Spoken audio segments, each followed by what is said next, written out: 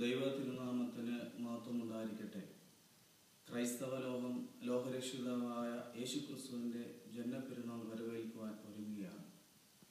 യോഹന്നാൻ എഴുതിയ 1-ാം ലേഖനം 3-ാം അധ്യായം അതിൻ്റെ 1-ാം വാക്യം കണ്ടാലും എത്ര വലിയ സ്നേഹമാണ് ദൈവം നമ്മോട് കാണിച്ചത്. ദൈവമക്കളെന്ന് നാം വിളിക്കപ്പെടുന്നു. നാം അങ്ങനെയാണ് താൻ. പിതാവാം ദൈവത്തിൻ്റെ സ്വന്തം ജനം പാപത്തിൻ്റെയും സ്വാർത്ഥതയുടെയും പടുകുഴിയിൽ വീണപ്പോൾ താനേറെ സ്നേഹിക്കുന്ന തൻ്റെ ഏകപുത്രനെ ഈ ഭൂമിയിലേക്ക് പറഞ്ഞയച്ചു. ദാരിദ്ര്യത്തിൻ്റെയും ഒന്നുമില്ലായ്മയുടെയും പ്രതീകമായ പുൽത്തൊട്ടിയിൽ പരിശുദ്ധ കന്യകമറിയാമിൽ യേശുക്രിസ്തു ഭൂജാതനായത് എൻ്റെയും നിങ്ങളുടെയും രക്ഷയ്ക്കായി തീർന്നു.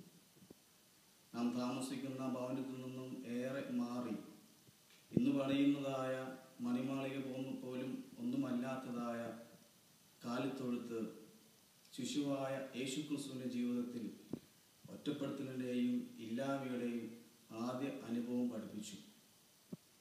ലൂക്കോസിൻ്റെ സുവിശേഷം 1-ാം അധ്യായം പരിശോധിക്കുമ്പോൾ കർത്താവിൻ്റെ ജനനത്തെക്കുറിച്ച് നമുക്ക് കാണുവാൻ സാധിക്കും.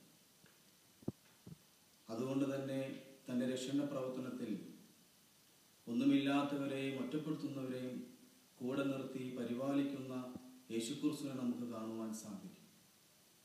കർത്താവിൽ പ്രിയമുള്ളവരെ, ഈ വർഷത്തെ ജന്മപ്പെരുന്നാൾ നാം ആഘോഷിക്കുമ്പോൾ നമുക്ക് ചുറ്റുമുള്ള ദൈവമക്കൾക്ക് ഒരു താങ്ങായി തണലായി മാറുവാൻ നമുക്ക് സാധിക്കട്ടെ.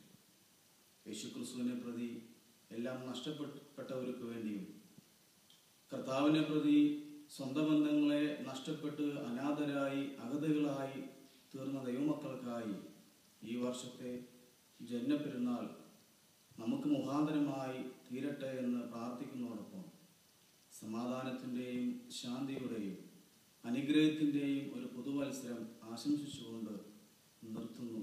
കർത്താവിൽ എളിയ ശുശ്രൂഷകൻ കുര്യാക്കോസ് കൊള്ളന്നൂർ കശീശ.